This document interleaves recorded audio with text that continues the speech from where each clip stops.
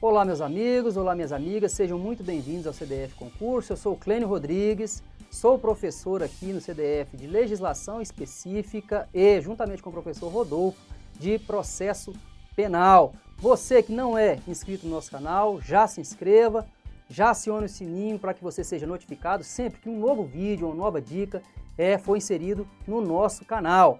A dica de hoje é sobre direito penal, mais especificamente sobre a irretroatividade da lei penal. Né? Então vamos ver lá, ó. O artigo 5º, inciso 40 da Constituição Federal de 88, ela diz o seguinte, que a lei penal não retroagirá. Então a lei penal não retroagirá. Ou seja, a lei penal aplicada é aquela lei vigente ao tempo da ação, salvo para beneficiar o réu. Então, quando é que uma lei pode retroagir? Sempre que ela for mais benéfica ao réu, né? Então, se entra uma lei em vigor hoje, que ela for mais benéfica ao réu, essa lei ela poderá ser aplicada. Logicamente, se essa lei ela for mais gravosa, ela não será aplicada, vai ser aplicada a lei que era vigente ao tempo da ação, que é a chamada ultraatividade da lei. Então, a retroatividade sempre que a lei for mais benéfica. Bem, o Código Penal, lá no seu artigo 2º, fala o seguinte, que ninguém pode ser punido por fato que lei posterior deixa de considerar crime, cessando em virtude dela a execução e os efeitos penais da sentença condenatória. É o chamado abolício crimes. Parágrafo único, ó, interessante, ó, a lei posterior que de qualquer modo favorecer o agente, aplica-se aos fatos anteriores, ainda que decididos por sentença condenatória transitada em julgado.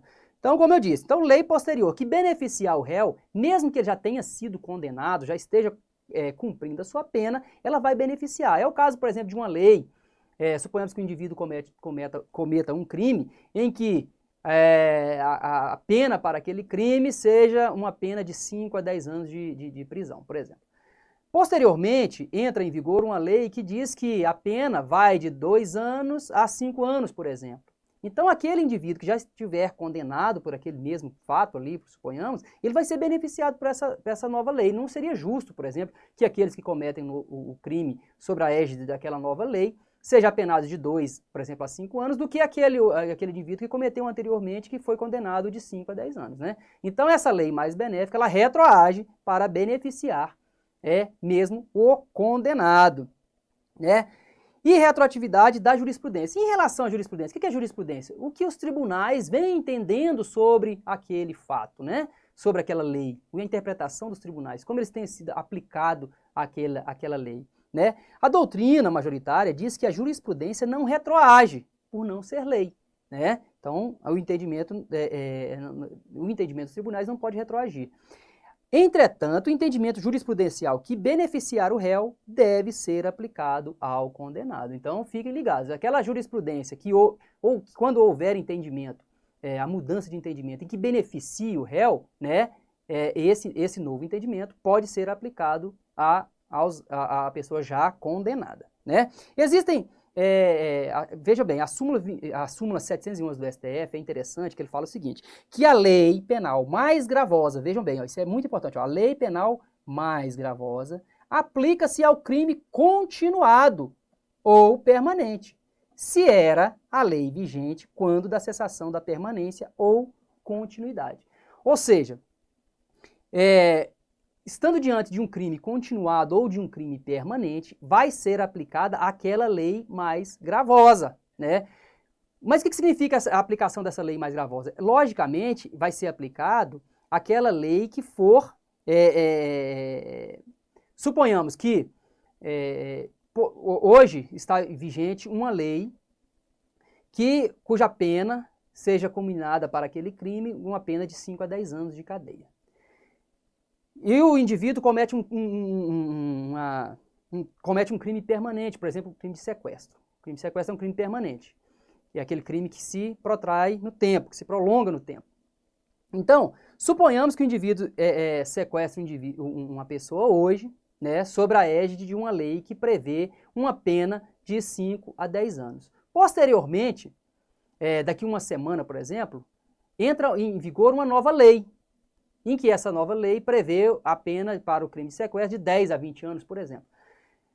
E esse indivíduo ainda mantenha a vítima em cárcere privado, sequestrada. Nesse caso, qual vai ser a lei aplicada? Vai ser aquela lei de 5 a 10 anos ou vai ser a lei de 10 a 20 anos? Logicamente, a lei que está em vigor é a lei de 10 a 20 anos, cuja pena é prevista de 10 a 20 anos. Então, essa lei vai ser aplicada. Logicamente, se entrar uma lei em vigor falando que a pena passa de 4 a 8 anos, qual vai ser a lei aplicada? Logicamente vai ser essa lei, porque essa outra lei aqui, ó, primeiro, porque essa lei aqui, ela é mais benéfica ao réu, né? E essa daqui, ela não está mais vigente. Então, se entrou em vigor durante o crime continuado ou permanente, né? A lei que vai ser aplicada vai ser aquela lei mais gravosa, essa lei aqui. Logicamente, como eu disse, se essa lei ela for mais benéfica, e ela entrar em vigor durante a ação, a lei que vai ser aplicada vai ser aquela lei mais benéfica. Se ela entrar em vigor durante, né, o crime continuado ou permanente. Não confunda isso.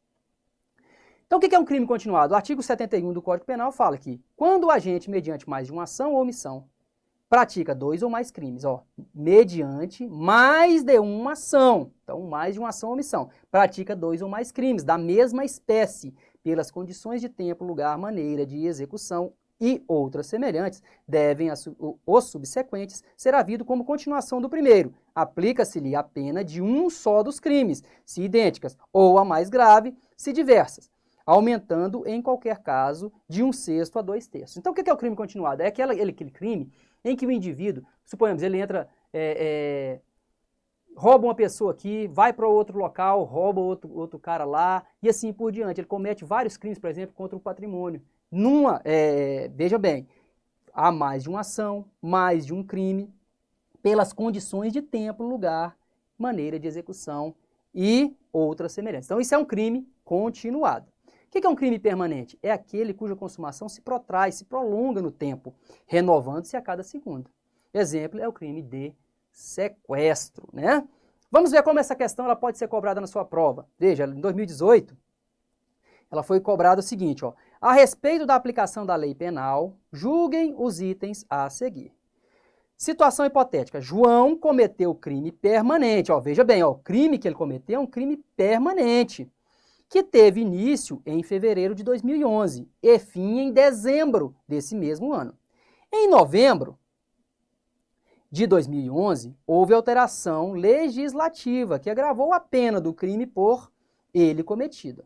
Veja bem, é interessante você ver. Quando foi que iniciou? O crime teve início em fevereiro, então no mês 2 de 2011. E quando é que ele teve fim? No mês 12 de 2011. Em novembro, ou seja, em novembro, no mês 11 de 2011, entrou uma nova lei em vigor, que agravou a pena. Ou seja, o crime está acontecendo aqui, entrou uma nova lei que tornou a pena desse crime mais grave e o crime ainda tá acontecendo aqui. Qual que é a lei vigente que vai vigorar nessa lei? Vai ser essa lei nova aqui. Por quê? Ela entrou em vigor e o crime ainda estava acontecendo, né? Então, vamos ver a assertiva. Nessa situação, deve ser aplicada a lei que prevê pena mais benéfica em atenção ao princípio da irretroatividade da lei penal mais gravosa. Nesse caso, não há retroatividade da lei. Por quê? Porque a lei vigente é essa lei mais grave. Ela entrou em vigor durante esse crime permanente, né? Então, nós vimos lá na súmula 711 do STF que aos crimes permanentes e os crimes continuados aplica-se a lei mais gravosa. Então, a questão está errada. Fiquem ligados nisso. Aguardo os senhores na próxima dica. Um grande abraço.